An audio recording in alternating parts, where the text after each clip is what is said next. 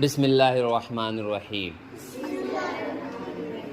تیسرا ہے جب بستر پر جائے اور سونے کا ارادہ ہو تو سونے کا اسلامی طریقہ کیا ہے؟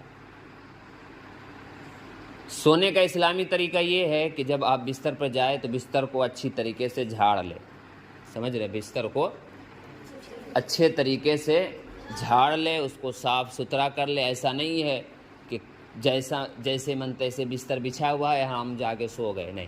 اگر کوئی کیڑا کچڑا وغیرہ ہو اور کچھ نقصان پہنچا دے آپ کو تو پھر یہ آپ کے اور آپ کے خاندان کے لیے خراب ہو جائے گا نا۔ تو سب سے پہلے بستر کو جھاڑ لینا چاہیے اور اچھے طریقے سے جھاڑ لینا چاہیے اور بہترین سے اس کو بچھانا چاہیے۔ اور اس کے بعد یاد رکھے کہ جب سونے کا ارادہ ہو تو سونے سے پہلے وضو کر لینا چاہیے۔ باوضو سونے سے بہت فائدہ ہے۔ اگر کوئی باوضو سوئے گا تو اس کو کسی طرح کا ڈر نہیں لگے گا، رات میں کسی طرح کا بھوت جنات فلانا ڈھیم کا ڈر نہیں لگے گا اس کو، وہ بھوت جنات سے بچا ہوا رہے گا، سمجھے؟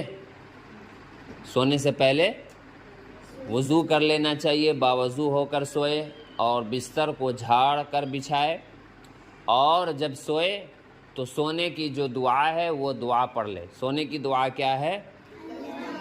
اللہم بسمک اموت و احیا۔ یہ سونے کی دعا ہے، یہ سونے کی دعا ہے۔ اور سیدھے کروٹ پر سوئے۔ کون سے کروٹ پہ؟ سیدھے کروٹ پر سوئے۔ اگر سیدھے کروٹ پر سوئیں گے نا تو برے خواب نہیں آئیں گے۔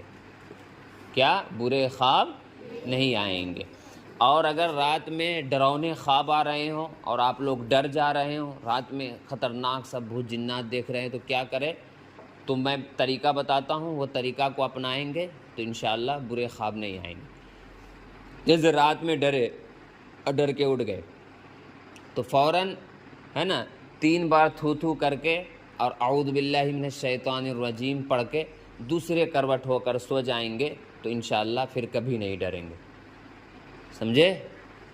اگر رات میں ڈر گئے اور نیند کھل گئی تو پریشان ہو جاتے ہیں نا ہم لوگ، رات میں جو ڈر جاتے ہیں، تو کیا کرنا چاہیے ہم سب کو؟